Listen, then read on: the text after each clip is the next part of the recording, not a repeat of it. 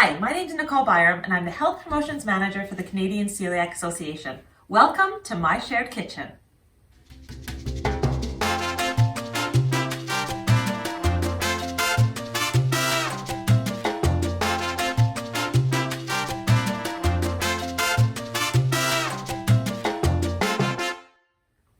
May is Celiac Disease Awareness Month, and this month we're going to be talking about how to set up a shared kitchen. Not every family is entirely gluten-free. Many families have both celiac and non-celiac family members, making cross-contamination in the kitchen an issue. What is cross-contamination? Cross-contamination is when a gluten-free item has been contaminated with a gluten-containing item. Here are some examples. If you have gluten on your countertop, cloths can become easily contaminated. Ensure when using knives never to double dip after touching a gluten-containing item. Always ensure cooking equipment is clean and free of gluten. Watch out for flour-filled rolls and buns as they are a possible source of cross-contamination. Always ensure gluten-filled flour is sealed and safely stored away from your gluten-free items. Now that we've seen some examples, let's talk about some kitchen hotspots.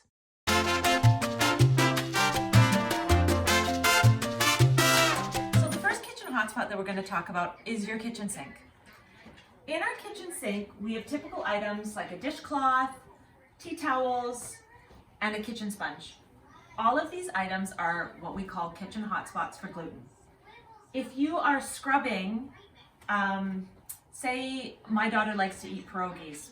Say I'm scrubbing pierogies off the bottom of a pan, the wheat will now be on this kitchen sponge. So this will now be contaminated and can no longer be used for people with celiac disease. So best to use either separate sponges or something else entirely for cleaning off gluten from foods. Another one is your dish rag.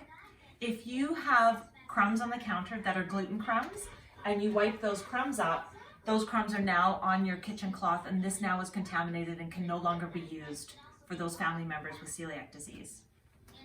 Same goes for your dishcloth, for your dish towel. If you have somebody wiping their hands that have had gluten on them, and then somebody who is celiac goes and wipes their hands on that and then touches their mouth, that is a source of cross-contamination as well. So best thing to do is keep all of these things gluten-free. If you have a mess that has gluten in it, what I do is I go to paper towel and I wipe up messes with paper towel, and then I can dispose of it safely and environmentally in my green waste. That will keep everything safe for all the people in your family and make sure that there's no cross-contamination at all. So that's hotspot number 1. Always remember separate kitchen sponges for gluten-free and gluten-containing items. In my house, separate tea towels are important because I have small children who will mop up any mess, whether it has gluten in it or not. If your household is made up of primarily adults or older children, this may not be as big an issue. Always remember to use paper towel liberally in order to safely wipe up or clean a gluten-containing spill.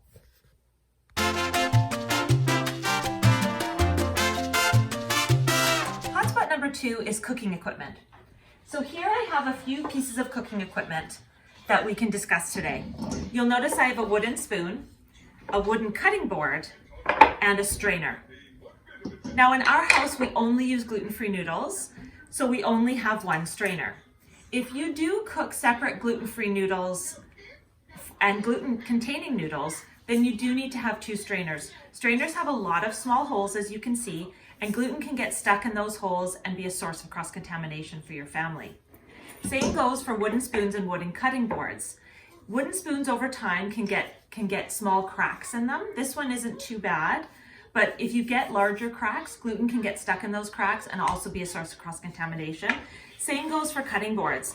You can't see it, but this cutting board is covered in slices and cuts and nicks where gluten will get caught in. So if you cut a piece of French bread on this cutting board and then washed it, there could still be gluten residue in those cuts. And then the next time if you were to cut, say, a cucumber or carrots or some sort of vegetable on here, that could be a source of cross-contamination for people in your family with celiac disease. So we want to really minimize that by eliminating shared items for these three things.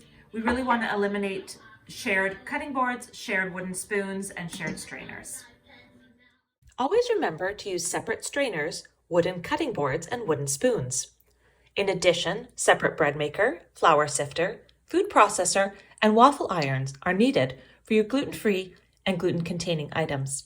Plastic cutting boards, metal and plastic utensils can be used with both gluten-free and gluten-containing items, provided they have been thoroughly washed between uses.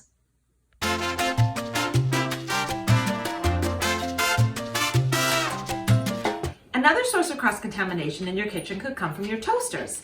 As you can see, I have two toasters here, one for our celiac family members and one for our non-celiac family members. Cross-contamination can come from putting bread in the toaster and the crumbs within the toaster cross-contaminating onto your gluten-free bread. If you don't want to have two toasters, you can also use toaster bags. These are simple to use. You put your bread inside the toaster bag and then you can safely put your bread and toast it in your toaster. This would be space saving for your household, or I like to use them for traveling. So we bring this traveling and then we can safely allow my daughter and my husband to toast bread in whatever living accommodations we've rented on holiday. The other thing that you'll notice that our gluten-free toaster has is some nice stickers on it. Our daughter was given this toaster when she became celiac, and we bought her some stickers to put some decorations of her own so she can claim this toaster as her own and will always know that this is the gluten-free toaster for Julie. Have a dedicated gluten-free toaster. If this is not possible, you can use a toaster oven where wire racks can be removed and washed, or using new tin foil for each toasting is another option. Another idea is to use toaster bags that can hold slices of your gluten-free bread. Put your gluten-free bread in the toaster bags and they can be safely toasted in your family or shared toaster or toaster oven. They're also a very handy trick for traveling.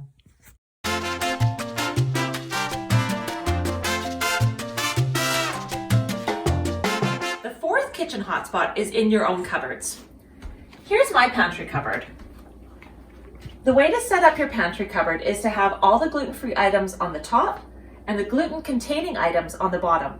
That way you're not having gluten fall into your gluten-free items. Gluten-free items are safely on top. These are my sugar and flour. These are both gluten-free items as well. If you were to have a gluten-filled flour, then it's best to keep it also in a sealed container. That way there's no airborne gluten floating around in your cupboard, or to keep it in a separate cupboard altogether. We need to ensure that there's nothing that's going to float around and land on your gluten-free items. So always ensuring that the gluten-free is on top and anything that contains gluten always goes down on the bottom. Remember to always store your gluten-free items above any gluten-containing items. All gluten-containing items should be stored below your gluten-free items or in a separate location. Always keep your gluten-free and gluten-containing items separate. A great idea is to go to the dollar store and purchase some colorful stickers. You will then know that these stickers are designated for your gluten-free items.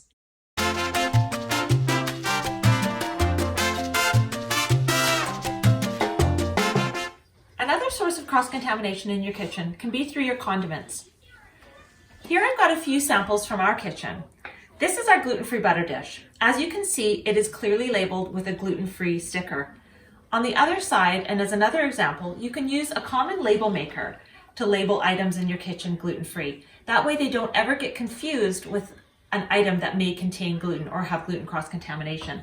Butter dishes are a common source of cross-contamination because if you take a knife and touch the butter and then put it on bread and then back in the butter dish, the gluten then comes back into this, making this now a source of gluten and not safe for somebody with celiac disease.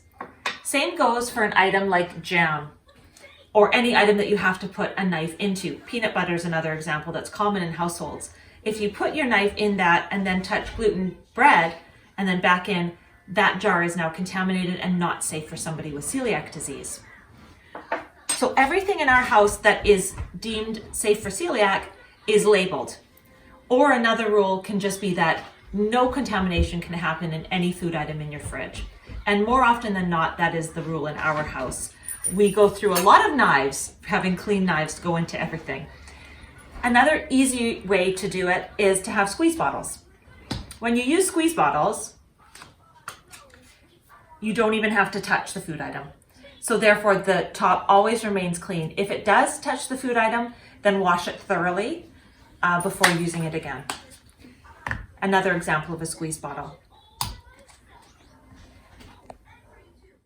A good tip is to buy ketchup, mustard, mayonnaise, and other condiments in squeezable bottles. Squeezable bottles are an easy way to prevent cross-contamination. Just ensure the tips do not come into contact with any gluten-containing foods. Have dedicated containers labeled gluten-free for items such as butter, margarine, and peanut butter, and any other item in your household that may be shared. Here is another example of where we can use brightly colored stickers that you can purchase at a dollar store. These stickers will visibly indicate which items are gluten-free. Lastly, always remember not to double dip. What is double dipping? Double dipping is when you put a utensil on a gluten-containing item and then back onto a gluten-free item.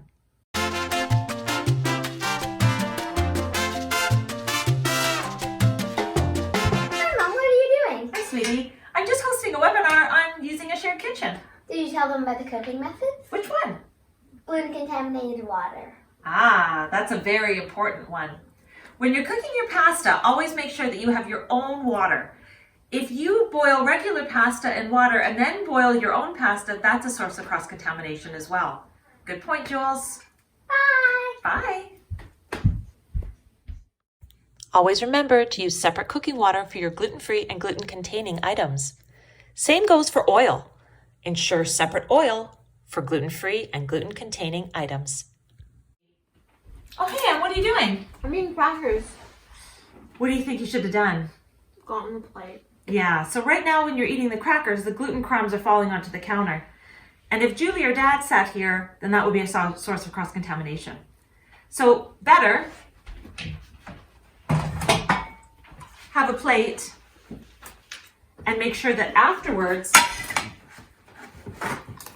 the area is thoroughly wiped with a paper towel so there's no cross-contamination in your kitchen dishcloth. Okay, Ann? Okay. Oh no, was Sophie playing with Play-Doh here? Good point, Jules. She was. And this is right where we eat. Play-Doh contains wheat. So if you have a little one who's been playing with Play-Doh on an eating surface, always make sure to get your paper towel and make sure the area is properly cleaned off so there's no gluten residue left over at all. Even better, if you have someone playing with Play-Doh, lay paper towel out so it doesn't come in contact with the surface. Here is a handy gluten-free Play-Doh recipe. Thanks for coming to my Shared Kitchen webinar. I hope you had as much fun as I did. For more information, please visit the Canadian Celiac Association website at www.celiac.ca or join us in our Facebook group. From my shared kitchen to yours, thank you so much for joining me on this webinar. I had a lot of fun making it. Now on to the questions. We don't have ours labeled. And Sophie's in the Always make sure that you have a separate pasta water. But my What are you eating? cracker.